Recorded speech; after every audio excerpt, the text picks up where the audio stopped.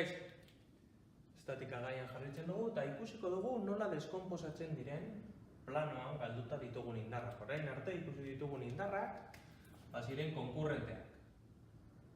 Norabide berdinean zeuden, edo norabide perpendikularrean, edo paraleloetan. Bale, orain ez.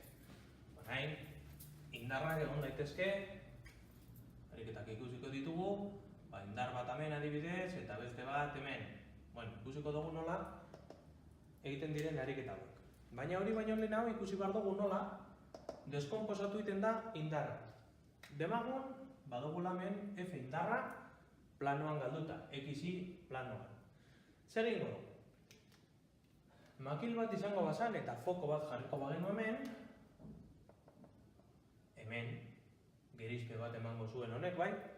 Honi deituko diogu FI. Eta hemen goian, gerizpea emoteko jartzen badugu fokua eta ematen badu hemen gerizpea, hori izango zen FX. Gogoratzen baduzue, beste aurreko bideo batean, Pitagorasen teoremari buruz egin genuen hitz. Hemen azken finean zer daukagu? Hau ze. FX, FI, F. Hau eta hau berdinak direlako. Orduan, F karratu, Fx karratu, Fi karratu da. Baina nola jakin dezakenik, honen balioa eta honen balioa bakarrik hau indarraren modulua eta angelua baldin badakizkit. Trigonometria erabili behar dugu, sentitzen du. Egin behar dugu. Jartzen badugu hemen triangelu bat, eta hau baldin bada angelua A, B, C. Nola ateratzen ditugu seno A, seno teta izango da aurreko katetoa zati hipotenusa eta koseno teta izango da ondoko katetoa zati hipotenusa. Aurrela da, matematikan azaldu behar izan dizuete, eta hemendik aterako dugu nola ebazten diren indarraren gerizpe horiek, proiekzioak. Indarraren Fx komponentea, Fi komponentea eta Fx komponenteak kalkulatuko ditugu. Nola?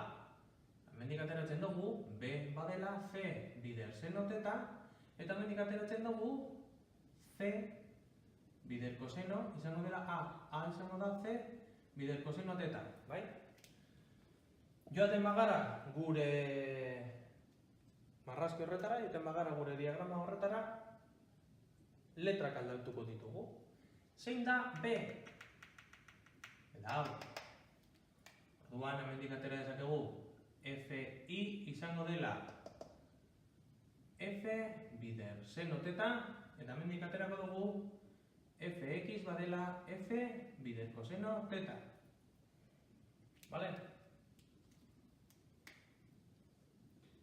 Trigonometria. Truko oso erreza da. Entzu, eta horrela egingo dugu. Angelua ukitzen duen aldean koseno. Eta angeluaren aurrean dagoena seno. Angelua ukitzen duena koseno, aurrean dagoena seno. Orduan, aurrean Fi dago. Orduan izango da F bider seno teta. Eta ondoan Fx dago. Izango da F bider koseno teta. Bai? Trigonometria jarraituta eta eragiketa matematiko arrazori eginda lortu duguna, lortzen dugu ere bai, gogoratuz, angelua ukitzen duena koseno izango dela, eta angeluaren aurrean dagoena senoa izango dela. Ados, errepasatu hau, ariketak egiterakoan behar izango dugulako, eta fizikako hurrengo kurtsoetan ere erabilko dugulako hau. Aurrera!